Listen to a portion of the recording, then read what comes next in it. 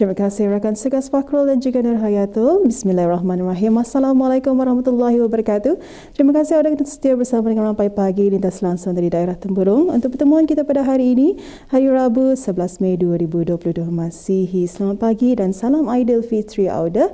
Untuk perkongsian bersama, keadaan cuaca di sekitar kawasan Pekan Bangar pada pagi ini berada dalam keadaan yang baik dan cerah. Jadi diharapkan dan doakan agar segala perancangan Auda untuk hari ini semuanya berjalan dengan lancar. Seperti biasa, dalam pertemuan kita akan ada info semasa dan juga bahan visual akan dikongsikan bersama. Untuk itu, satu info semasa mengenai uji bakat bintang harmoni khususnya kepada penduduk daerah Tempurung yang berkeinginan dan berminat untuk mengikuti uji bakat bintang harmoni, insya-Allah akan diadakan di studio RTB daerah Tempurung iaitu pada 13 Mei 2022 Masihi dan ia akan bermula pada pukul 2 petang. Antara syarat-syarat penyertaan ialah terbuka kepada peserta solo lelaki dan juga perempuan yang berumur 18 tahun hingga 50 tahun sahaja ya. Dan juga peserta dikehendaki untuk membawa audio -1 masing-masing. Jadi baiklah Auda.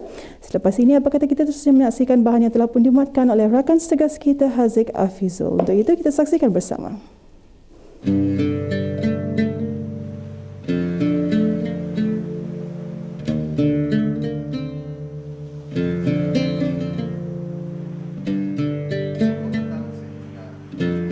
Masjid merupakan rumah Allah Subhanahu wa taala.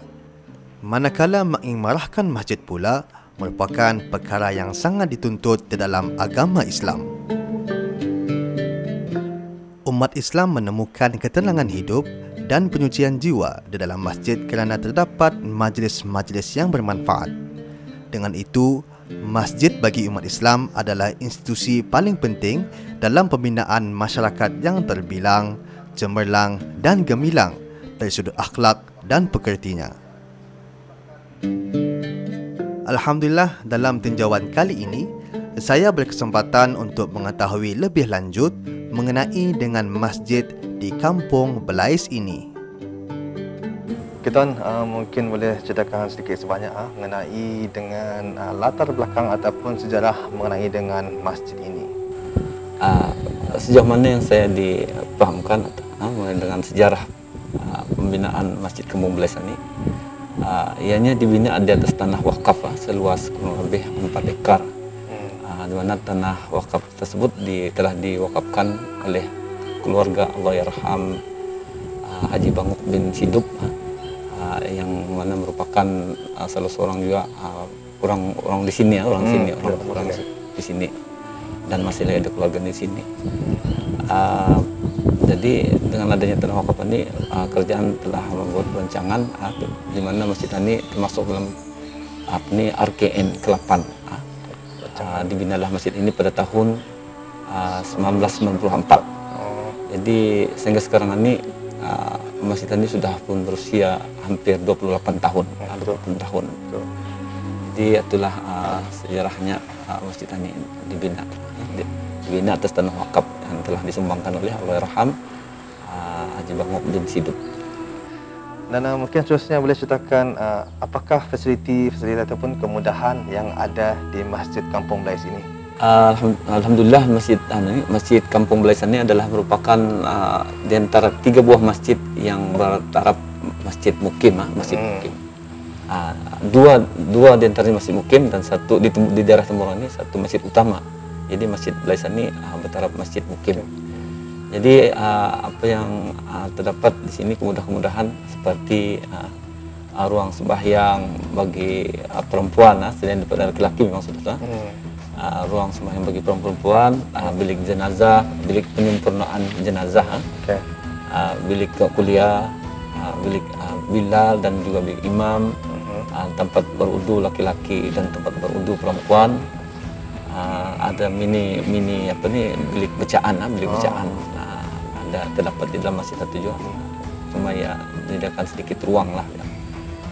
Dan selain daripada itu ada sebuah bangunan untuk mengadakan majlis-majlis, umpamanya majlis korban, di mana dalam bangunan itu di sanalah tempat yang orang berusaha dalam mengadakan acara majlis korban.